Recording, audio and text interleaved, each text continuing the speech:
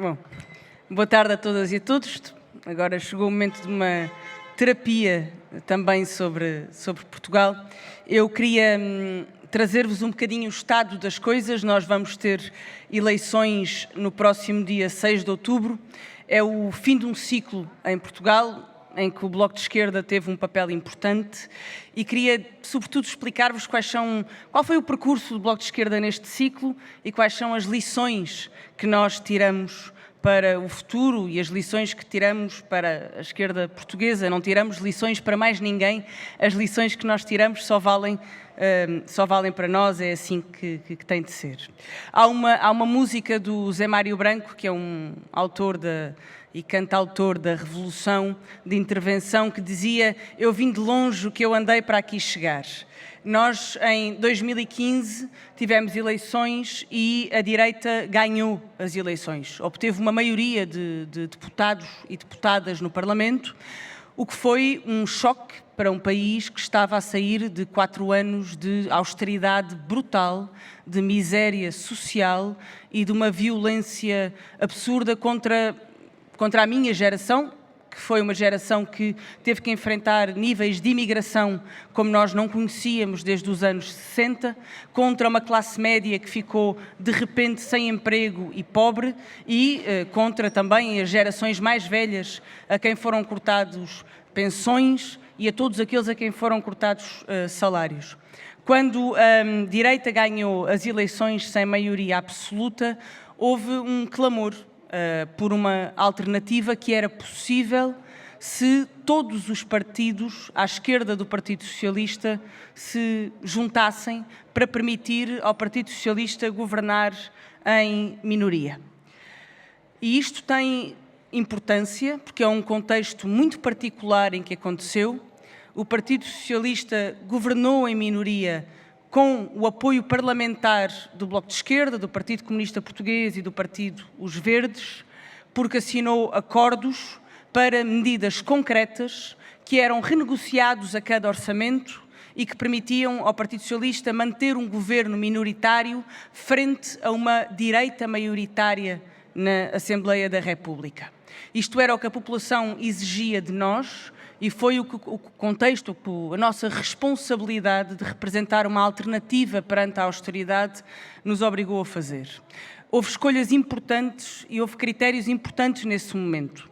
Do lado do Partido Socialista havia um medo imenso daquilo a que nós viemos a chamar a pasoquização dos socialistas europeus, a noção de que ou representavam naquele momento uma alternativa clara aos programas da austeridade e da Troika, ou então corriam o risco de cumprir o mesmo destino que outros partidos socialistas europeus tinham cumprido. Do nosso lado, havia a consciência de que, embora nós conseguíssemos ter, nós e o Partido Comunista Português e os Verdes, 20% dos votos, o Bloco de Esquerda teve 10%, isso não era suficiente para, num governo, nós garantirmos uma participação que fosse em nome do nosso programa e dos nossos compromissos eleitorais e da nossa identidade. E manter a autonomia do Bloco de Esquerda, a identidade do Bloco de Esquerda, a lealdade com o nosso programa e os nossos eleitores foi a nossa preocupação do início deste processo até ao final do processo. O que não quer dizer que nós não tivéssemos lealdade institucional em relação aos acordos que fizemos, mas também muitas tensões e uma negociação permanente. Esses acordos que foram assinados, o que fizeram foi fazer com que o Partido Socialista recuasse no seu próprio programa. O Partido Socialista tinha um programa liberal, submetido aos quadros macroeconómicos, às imposições europeias, à doutrina FMI para a legislação laboral, de despedimentos, de precarização, de uma grande lentidão na recuperação de rendimentos, e esse programa não foi o programa que se transformou no programa de governo. O programa de governo foi o que resultou dos acordos entre os vários partidos. Esses acordos o que fizeram foi um governo que é o primeiro governo em décadas que recuperou rendimentos populares, que acabou com os cortes salariais, que conseguiu aumentar as pensões, que aumentou o salário mínimo nacional, que garantiu uma escola pública quando o projeto da direita era a privatização, que conseguiu uma lei de bases da saúde quando o projeto da direita era a privatização, um programa que impediu novas privatizações num país em que muito pouco restava por vender a interesses privados e a interesses estrangeiros privados, um programa que permitiu recuperações sociais para os setores mais pobres, no subsídio de desemprego, nos apoios sociais e, portanto, é um programa que, sobretudo, foi de recuperação face a 4 anos de austeridade. Esse programa é hoje reconhecido pela população portuguesa como um fôlego de esperança perante um cenário em que a direita dizia que não havia alternativas. E nós provámos que era possível. Perante esse quadro de vitórias, de conquistas, todas negociadas e negociadas até à última palavra, a cada orçamento, sempre a tentar chegar mais longe, sempre a tentar forçar o Partido Socialista a ceder mais um pouco, num jogo de tensão permanente, nós tivemos dificuldades. Tivemos dificuldades logo no primeiro ano, quando o Partido Socialista votou com os partidos da direita no Parlamento o apoio a bancos falidos, que depois viria a privatizar para danificar o interesse público, depois de tantos anos a investir milhões nos bancos falidos que trouxeram a crise para a Europa e para Portugal. Tivemos discordâncias com o Partido Socialista em muitas matérias. Chegámos a ter acordos com o Partido Socialista, em que chegámos a acordo sobre matérias em que, por pressão dos patrões ou por pressão de interesses privados, o Partido Socialista rompeu o acordo que tinha com a esquerda no Parlamento para preferir votar com a direita muitas matérias. Nós tivemos, no final desta legislatura, uma das dificuldades maiores, que foi chegar a acordo sobre a legislação laboral, a lei trabalhista, em que o Partido Socialista alinhou com a direita para não votar as propostas da esquerda para acabar com a precariedade e para melhorar os direitos do trabalho em Portugal. Nós chegamos a dia 6 de outubro, que é o dia das eleições, para fazer com a população, com os portugueses e com as portuguesas, com aqueles que lá vivem, um balanço desta legislatura. Num quadro muito particular. A direita em Portugal está fraca e desorientada. O Bloco de Esquerda já está em distritos importantes do país, eleitoralmente, à frente de todos os partidos da direita. Mesmo o PSD, que era o partido que fazia a alternância com o Partido Socialista, as sondagens dão resultados na casa dos 20% e, portanto, os interesses económicos e financeiros, os patrões de Portugal, já desistiram de que a direita possa ganhar eleições. A direita social já desistiu de que a direita política possa representar os interesses privados no Parlamento e, portanto, a esperança, neste momento, dos setores económicos, dos grandes patrões e dos setores dos interesses privados é a de que o Partido Socialista possa ter maioria absoluta. E é nisto que se jogam as eleições de 6 de outubro. O Partido Socialista pede, às vezes pede muito claramente, outras vezes pede menos claramente. Há uma característica, é que o povo de esquerda em Portugal gosta desta solução do governo porque sente que lhe trouxe coisas na vida concretas pela primeira vez que são palpáveis e reconhecíveis, salários, pensões, direitos. Nós recuperámos o direito ao aborto, pusemos logo no início da legislatura o direito ao casamento, à adoção, à coadoção, foram sucessivas ondas de recuperação ou de conquistas de direitos e isso é reconhecido. E, portanto, quando o Partido Socialista pede uma maioria absoluta, com a direita desorientada, o Partido Socialista perde uma maioria absoluta contra os acordos que foram feitos à esquerda. Ou seja, para se libertar dos condicionantes da esquerda que obrigaram o Partido Socialista a ter de negociar a cada ano mais medidas progressistas e a cada ano a ter que negociar ou renegociar o seu quadro macroeconómico. E aqui é que, no debate entre o Partido Socialista e a esquerda, nesse debate que nós queremos apresentar agora no dia 6 de outubro, que é o balanço da Geringonça, há duas questões que estão em cima da mesa. O Partido Socialista diz que não é possível ir mais longe, este é o ritmo certo. Porquê é que é o ritmo certo? Porque é o ritmo que a Europa permite. Porque o Ministro das Finanças português é o Presidente do Eurogrupo. E o Presidente do Eurogrupo quer ser não só o melhor professor, mas também o melhor aluno. E mal seria se Portugal não cumprisse as regras que o Ministro das Finanças português quer impor aos outros enquanto Presidente do Eurogrupo. E o Partido Socialista, que entrou no governo a dizer que era preciso alterar as regras europeias, porque as regras europeias tinham imposto a austeridade, facilmente se submeteu às regras europeias para dizer aos seus parceiros de esquerda que não se pode ir mais longe porque não se pode pôr em causa o tratado orçamental, o déficit zero, o cumprimento do pagamento da dívida pública, os limites da dívida pública. Esse é o discurso do Partido Socialista para estas eleições. A nossa proposta é uma proposta diferente. É aquela que diz que o código laboral que nós temos hoje em Portugal é o código laboral imposto pelo FMI.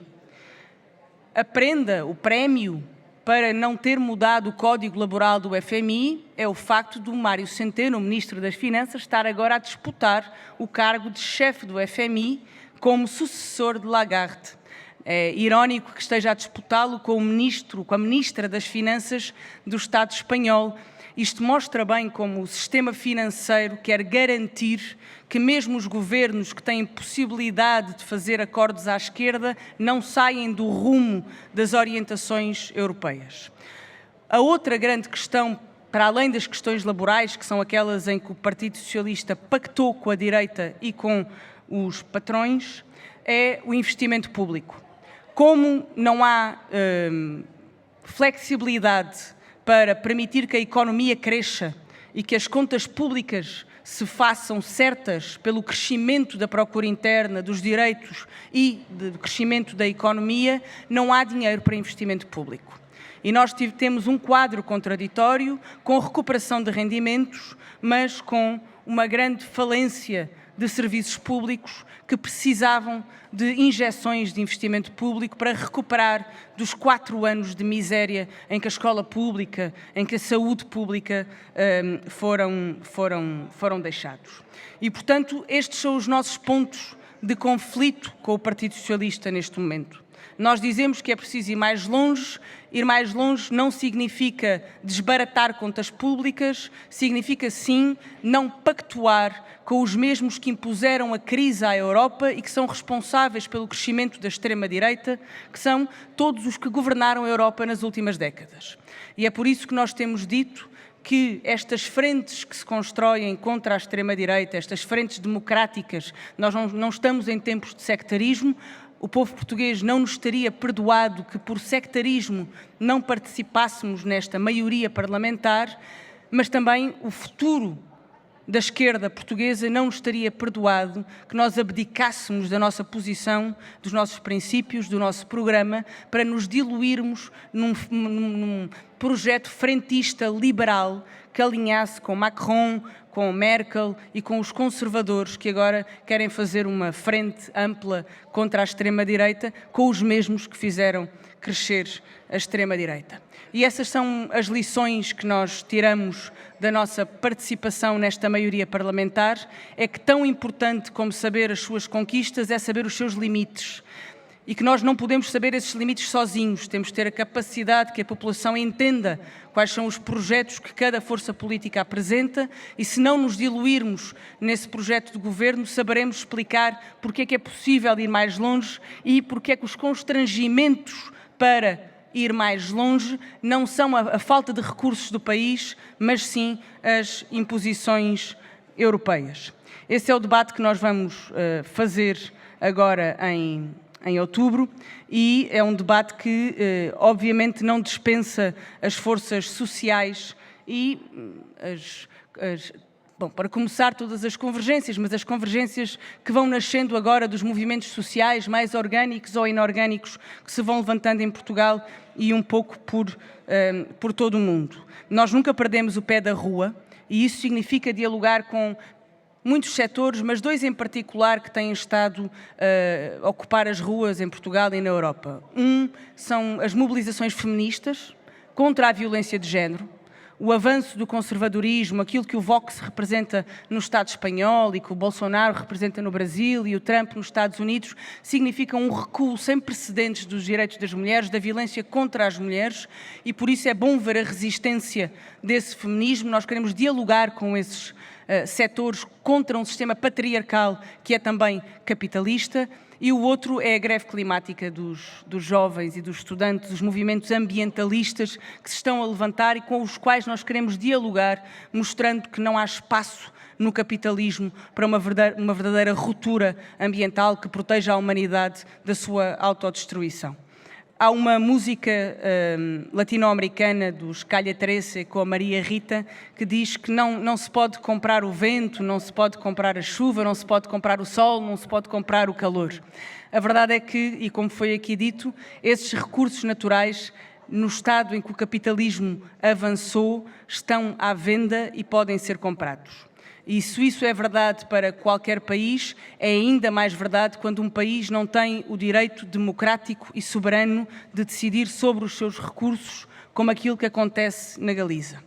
E é por isso que as forças rupturistas são republicanas, são democráticas, são soberanistas, são socialistas, e é por isso que em todos os julhos de há muitos anos, estejam as nossas forças melhor ou pior, nas eleições, nas sondagens, há muitos anos que a esquerda rupturista portuguesa ruma à Galiza em julho, e nós assim continuaremos a fazer para dizer Galiza save, o povo é quem mais ordena.